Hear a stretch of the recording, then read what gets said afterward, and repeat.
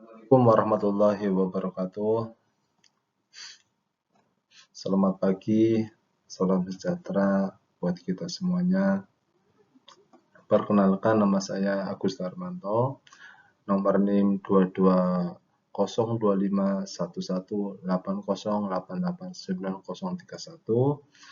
Pada kesempatan ini saya akan mempresentasikan salah satu prinsip manajemen yang ditemukan oleh Henry Fayol, yaitu salah satunya yaitu pembagian kerja atau division of work. Sebelum masuk ke materi, izinkan saya memperkenalkan sedikit mengenai Henry Fayol. Jadi sebelumnya Henry Fayol adalah seorang ahli manajemen asal Perancis yang manakala hidup pada tahun 1841 sampai 1925 dan dikenal sebagai salah satu pelopor teori manajemen modern melalui bukunya yaitu General and Industrial Management yang diterbitkan pada tahun 1916. Fayol memperkenalkan berbagai prinsip manajemen yang sehingga pada saat ini masih banyak diterapkan dalam organisasi maupun dunia industri.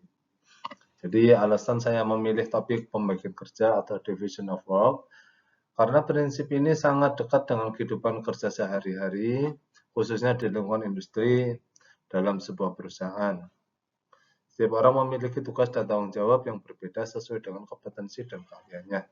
Dengan adanya pembagian kerja yang jelas, pekerjaan dapat dilakukan secara lebih efisien, efektif, dan menghasilkan kualitas yang lebih baik. Sebaliknya, apabila pembagian kerja tidak diterapkan dengan baik, maka dapat menimbulkan kebingungan, tumpang tindih pekerjaan, hingga menurunkan produktivitas organisasi. Jadi, melalui presentasi ini saya akan menjelaskan pengertian pembagian kerja menurut Henry Fayol, manfaat dan risikonya, serta contoh-contoh penerapannya dalam lingkungan industri, sehingga kita dapat memahami pentingnya prinsip ini dalam mencapai tujuan organisasi. Mungkin itu pengantar dari saya. Mari kita lanjut ke slide berikutnya. Yaitu pada slide ini jelaskan salah satu prinsip manajemen menurut Henry Fayol, yaitu pembagian kerja atau division of work. Menurut Fayol, pekerjaan sebaiknya dipecah menjadi beberapa bagian dan diberikan kepada orang yang paling sesuai berdasarkan kompetensi, kualifikasi, dan pengalamannya. Semua itu tujuannya agar setiap individu dapat fokus pada bidang tertentu, sehingga pekerjaan dapat diselesaikan dengan lebih cepat, lebih baik, dan lebih efisien. Prinsip ini dikenal juga dengan istilah spesialisasi kerja. Semakin seseorang fokus pada suatu jenis pekerjaan, maka semakin tinggi pula keterampilan dan produktivitasnya. Selanjutnya, apa itu pembagian kerja menurut Fayol? Inti dari pembagian kerja adalah spesialisasi. Pekerjaan dibagi menjadi tugas-tugas yang lebih spesifik sehingga setiap orang memiliki fokus kerja yang jelas. Dengan melakukan pekerjaan yang sama seperti berulang, jadi pekerjaan yang sama terus berulang-ulang, seseorang akan semakin mahir sehingga mampu bekerja dengan lebih cepat. Selain itu, waktu yang biasanya terbuang karena berpindah-pindah tugas dapat dikurangi. Dampaknya, kesalahan menjadi lebih rendah dan pekerjaan menjadi lebih akurat. Oleh karena itu, Fayol menekankan bahwa setiap orang sebaiknya difokuskan pada bidang pekerjaan sesuai dengan keahliannya. Karena setiap orang ketika salah satu diberikan pekerjaan dan spesialisasi, pasti dia akan lebih tanggung jawab dan melakukan secara efisien mungkin. Baik. Selanjutnya, dampak positif dan dampak negatif. Jika prinsip pembagian kerja diterapkan dengan baik, maka terdapat beberapa manfaat yang dapat diperoleh organisasi. Yang pertama itu meningkatnya produktivitas karena setiap orang bekerja sesuai dengan keahliannya. Yang kedua, kualitas kerja menjadi lebih baik karena pekerjaan lebih fokus dan pada tugas-tugasnya. Yang ketiga, waktu dan biaya operasional menjadi lebih efisien. Selain itu, proses pelatihan karyawan menjadi lebih mudah dan koordinasi kerja menjadi lebih terstruktur. Namun, sebaliknya, jika prinsip ini tidak diterapkan, pekerjaan pastinya akan menjadi lebih lambat, tingkat kesalahannya juga meningkat, produktivitas menurun, tanggung jawab tidak jelas, dan perusahaan pasti akan lebih sulit untuk mencapai dengan tujuannya atau cita-citanya, produktivitas juga sulit tercapai. Selanjutnya, contoh penerapan di dalam lingkungan karena saya background-nya adalah industri, mungkin saya akan bawakan ke contoh penerapan dalam bidang industri. Contohnya pembagian kerja dapat kita lihat di lingkungan pabrik, yaitu ada golongan operator, itu nanti akan dibagikan sesuai dengan dengan keahliannya ya. Jadi operator produksi bertugas menjalankan mesin dan memastikan target produksi tercapai. Untuk itu setiap operator hanya menjalankan mesin, menjalani standar sesuai dengan standar-standar yang sudah disepakati di dalam produksi, dan yang pastinya setiap shift atau setiap jamnya output itu tercapai.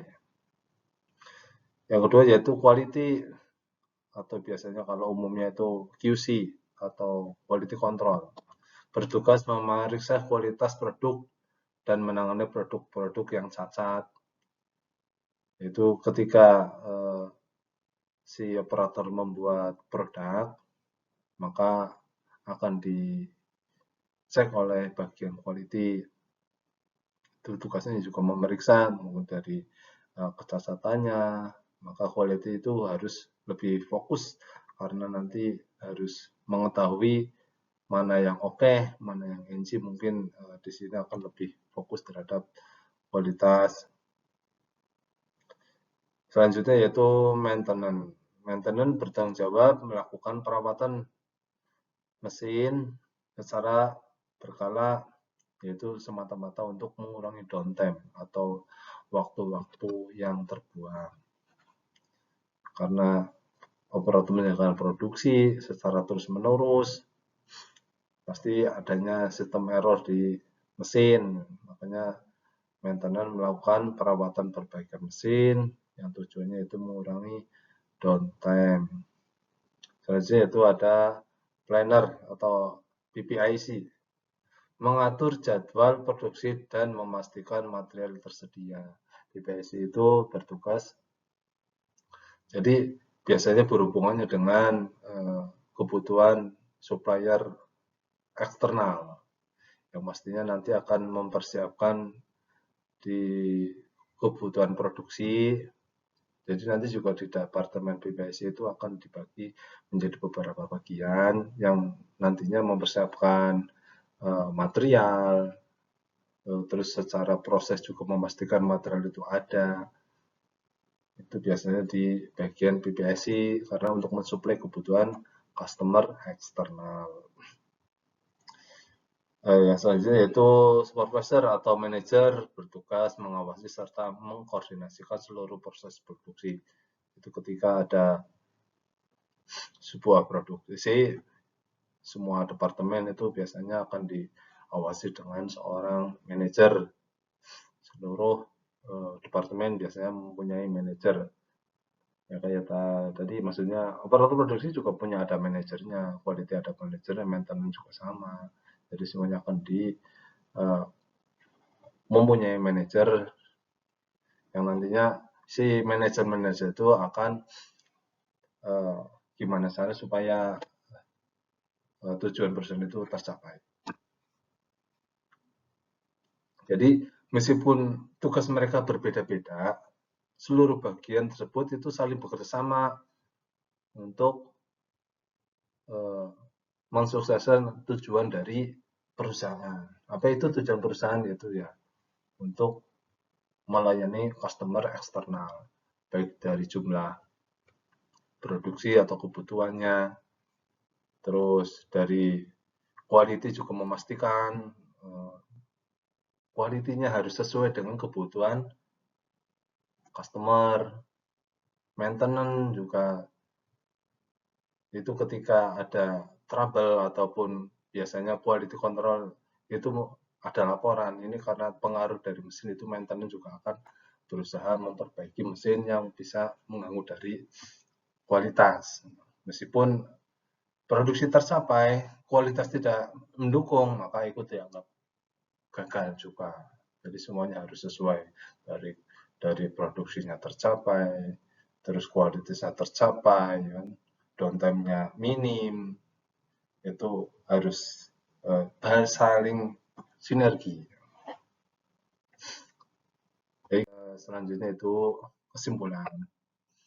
Kesimpulannya sebagai kesimpulan yaitu prinsip pembagian kerja menurut Henry Fayol menekankan pentingnya spesialisasi dalam organisasi.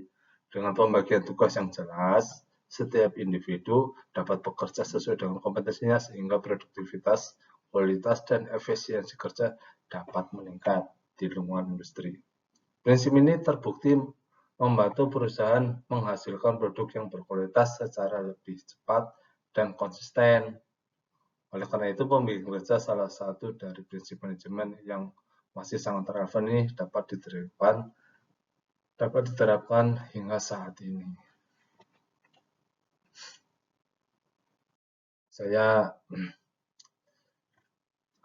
Materi yang saya sampaikan bersumber dari ini ya. Henry Fayol pada bukunya General and Industrial Management dan Stephen Robbins Coulter pada tahun 2018 pada bukunya Management Person Education. Dari penjelasan dari saya mungkin bisa didiskusikan di kolom komentar. Mohon maaf sebelumnya apabila ada kekurangan. Assalamualaikum warahmatullahi wabarakatuh.